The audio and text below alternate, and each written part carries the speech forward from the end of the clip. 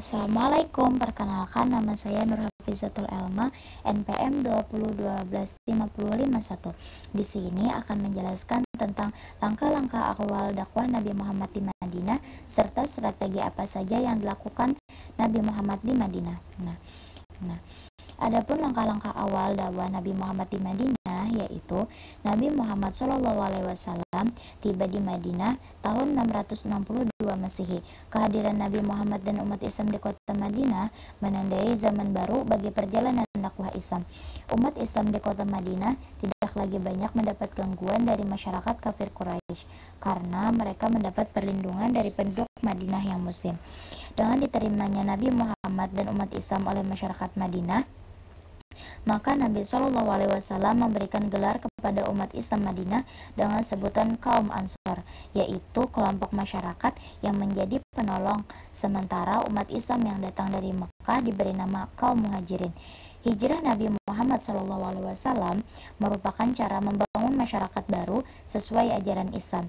Selain perintah dari Allah Subhanahu wa taala, hijrah Nabi SAW ke Madinah karena masyarakat Madinah Yasrib, yaitu kabilah Aus dan Kharaj, yang mengharapkan kedatangannya sesuai baiat mereka di Aqabah 1 dan Aqabah 2. Setelah datang ke Madinah, Nabi Muhammad menentukan langkah-langkah utama dalam rangka membangun masyarakat baru. Adapun langkah Nabi adalah Adapun strategi dakwah Nabi Muhammad di Madinah, yang pertama yaitu pembangunan masjid sebagai pusat dakwah.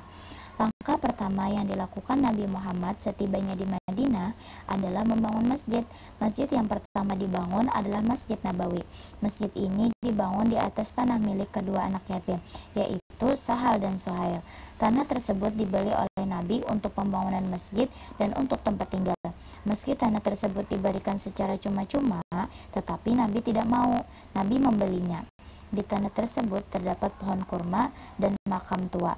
Lalu Nabi Muhammad memerintahkan untuk menebang pohon kurma dan memindahkan makam tersebut guna pembangunan masjid. Pada awalnya, pembangunan Masjid Nabawi hanya seluas 70 kali 60 hasta atau sekitar 31,5 kali 27 meter dengan tinggi tembok 2,5 meter.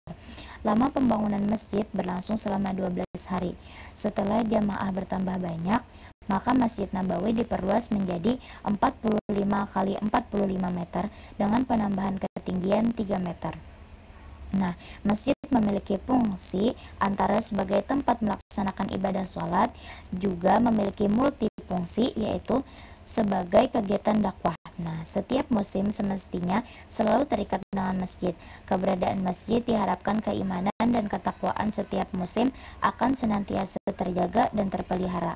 Selain itu, fungsi masjid sebagai pusat kegiatan dakwah, pendidikan dan pengajaran keagamaan, tempat pengadilan berbagai perkara yang muncul di masyarakat tersebut, musyawarah dan lain sebagainya. Lebih dari itu, bangunan masjid bukan saja sebagai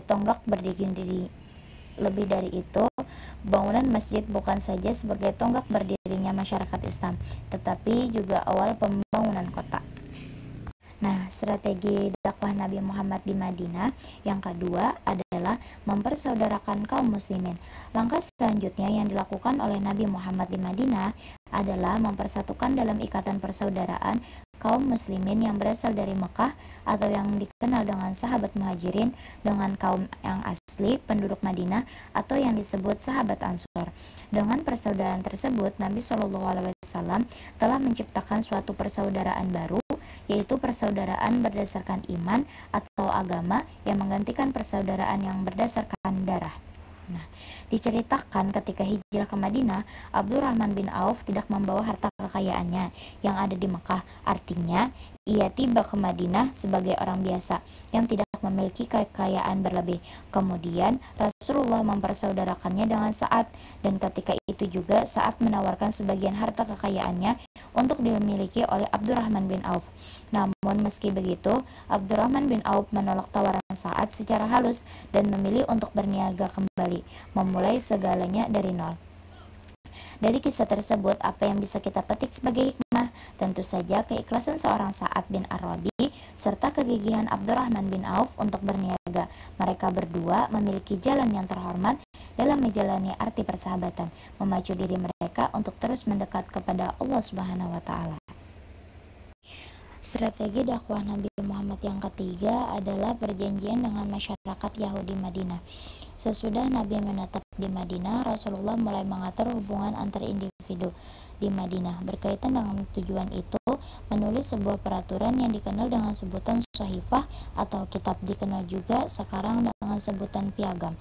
Sebelum piagam tersebut ditulis, Nabi mengajak musyawarah sahabat Ansor, Muhajirin, dan masyarakat Yahudi untuk merumuskan pokok-pokok pemikiran yang akan dijadikan undang-undang. Rancangan ini membuat aturan yang berkenaan dengan orang-orang Muhajirin, Ansor, dan masyarakat Yahudi yang bersedia hidup berdampingan secara damai dengan umat Islam.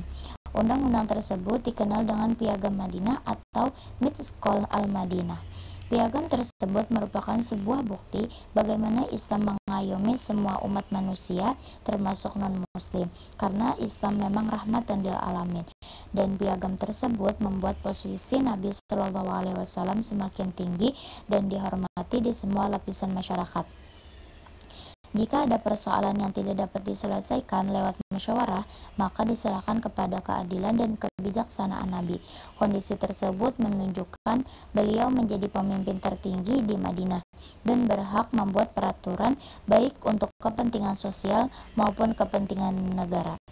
Beberapa suku Yahudi menerima, kecuali suku berasal dari Bani Nazir, Quraisyah, dan Kainuqa. Bahkan ketiga suku ini bersekutu dengan kaum kafir Quraisy Makkah untuk menghancurkan kekuasaan Nabi Muhammad SAW di Madinah. Nah, piagam Madinah yang dideklarasikan Nabi SAW itu memuat 47 pasal yang di dalamnya tertuang ketentuan yang mengatur sistem perpolitikan, keamanan, kebebasan beragama, kesetaraan di muka hukum, perdamaian, dan pertahanan. Dalam hal kebebasan beragama, perlindungan, dan kesetaraan di mata hukum misalnya disebutkan bahwa yang pertama, siapapun yang berbuat zalim dan jahat, baik dari kalangan muslim maupun Yahudi, tidak boleh dilindungi oleh siapapun, bahkan harus ditentang bersama-sama. Yang kedua, kaum muslimin dilarang main hakim sendiri dan bersekongkol dengan pihak lawan. Yang ketiga, selama tidak melakukan pelanggaran, kelompok Yahudi dan sekutu-sekutunya berhak atas perlindungan, pertolongan, dan jaminan negara. Yang keempat, baik kaum muslimin maupun kaum Yahudi bersama sekutunya diberi kebebasan untuk menjalankan agama masing-masing. Yang kelima, jika pendukung piagam diajak berdamai dan semua pihak yang terlibat perjanjian memenuhi perdamaiannya, maka kaum muslimin wajib memenuhi ajakan damai tersebut. Nah, selanjutnya di sini saya akan menjelaskan tentang langkah-langkah Nabi Muhammad membangun perekonomian masyarakat Madinah. Nah, seperti dijelaskan tadi, para sahabat Muhajirin hijrah ke Madinah dengan sembunyi-sembunyi. Mereka datang ke Madinah tidak membawa harta benda. Oleh karena itu, Nabi Muhammad berupaya membangun perekonomian masyarakat Madinah dengan cara sebagai berikut. Yang pertama, mempersaudarakan kaum Muhajirin dan Ansor. Persaudaraan berlandaskan iman, bukan persaudaraan berlandaskan darah, sehingga kaum Ansor dapat menjamin dan membantu saudaranya kaum Muhajirin dalam memenuhi kebutuhan hidupnya. Yang kedua, menempatkan orang-orang fakir miskin yang tidak punya tempat tinggal di masjid. Mereka dikenal dengan ahlu sufah, yaitu orang-orang miskin atau sedang menuntut ilmu dan tinggal di laman masjid. Yang ketiga, bekerja sama dengan kaum Ansor menciptakan lapangan pekerjaan bagi kaum Muhajirin. Nah, kaum Muhajirin tidak mau menjadi beban bagi kaum Ansor, sehingga adanya lapangan pekerjaan memberikan mereka untuk memperoleh nafkah dengan hasil keringat sendiri. Yang keempat, Nabi Shallallahu Alaihi Wasallam menganjurkan bagi kaum Muhajirin yang mempunyai pengalaman dagang dan modal sebagai pedagang. Anjuran ini sesuai dengan profesi kaum Muhajirin ketika mereka tinggal di Mekah. Yang kelima, bagi kaum Muhajirin yang tidak mempunyai modal, Nabi Muhammad menganjurkan mereka bekerja sebagai petani, karena Madinah dikenal dengan tanah yang subur dan memiliki hasil pertanian yang bagus, terutama buah kurma dan berbagai berbagai jenisnya. Nah, yang keenam, setelah menerima perintah zakat, pembinaan perekonomian umat Islam lebih mendapat perhatian. Nabi Muhammad SAW mengefektivitaskan zakat dan memperkuat jalinan antara pemberi zakat dan penerima zakat.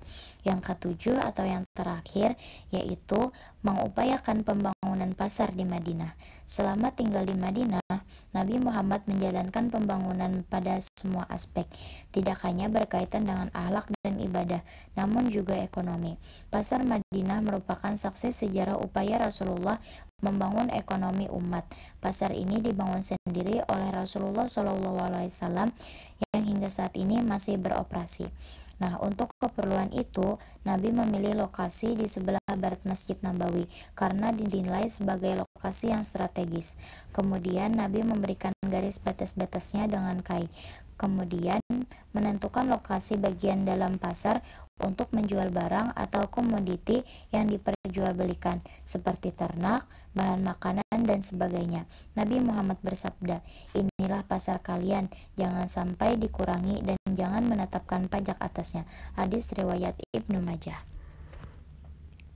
Mungkin hanya itu yang dapat saya sampaikan. Salah hilap mohon dimaafkan. Sampai berjumpa nanti. Assalamualaikum warahmatullahi wabarakatuh.